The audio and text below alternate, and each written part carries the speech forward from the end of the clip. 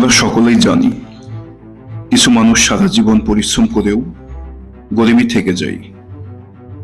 তারা যতই চেষ্টা করুক কেবল বাঁচার সংগ্রামই করে যেতে হয়।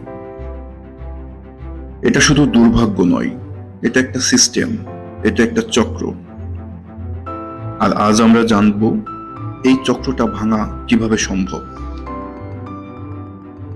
ছেলেটির নাম আমির, সুযোগ সুবিধা বঞ্চিত একটি প্রত্যন্ত গ্রামে জন্ম, যে গ্রামের অধিকাংশ মানুষই দরিদ্র সীমার নিচে বাস করে। আমির প্রতিদিন ভোর 5টায় ঘুম থেকে ওঠে, বাবাকে সাহায্য করতে ফল বিক্রি করে একসাথে। সকাল 8টার আগেই স্কুলে দৌড়ায়। গ্রামের খুব কম ছেলেই এখনো পড়াশোনা চালিয়ে যাচ্ছে। রাতে ছোট ভাই বোনদের পড়াতে বসে আর ঘুমিয়ে পড়ে বড় কিছু হবার স্বপ্নে।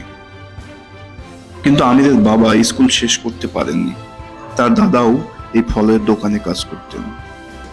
আমির কেবল নিজের ভবিষ্যতের জন্যই লড়ছে না, সে লড়ছে প্রজন্মের পর প্রজন্মের দারিদ্র্য থেকে বের হওয়ার জন্য। বিশ্বে প্রতি 10 জনের একজন চরম দারিদ্র্যের মধ্যে বাস করে।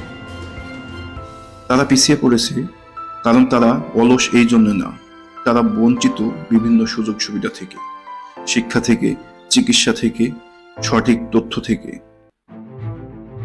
গরিব গরিবই থাকে কারণ তারা সবসময় কয়েক ধাপ পেছনে থাকে। তাদের বলা হয় সঞ্চয় করতে, কিন্তু যেখানে খাবার জোটানোর কষ্ট সেখানে সঞ্চয় তো দূরের কথা। বলা হয় বিনিয়োগ করো, কিন্তু শেখানোর কেউ নেই। বলা হয় কঠোর পরিশ্রম করো, কিন্তু দিক নির্দেশনা ছাড়া পরিশ্রম মানে শুধু ক্লান্তি। তাহলে চলুন দেখি আমির কিভাবে চক্রটা ভাঙলো।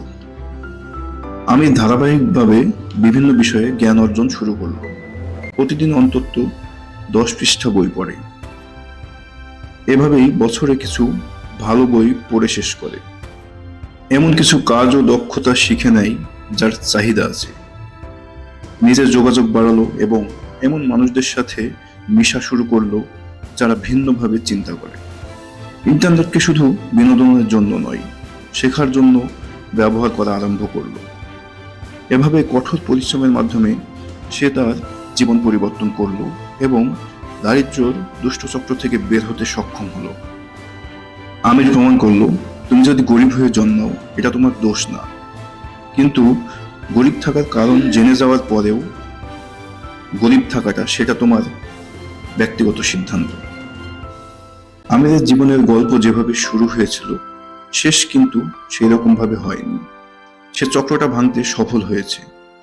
তুমি তোমার জীবনের গল্পের নায়ক হয়ে ওঠো, চক্রটা ভাঙো, তোমার পরিবারের প্রথম হও যে ইতিহাস বদলাবে, শুধু নিজের জন্য নয়, তোমার পরবর্তী প্রজন্মের জন্যও। জেনে রেখো, তুমি অসহায় না, তুমি কেবল একটি মাত্র সিদ্ধান্ত থেকে দূরে আছো।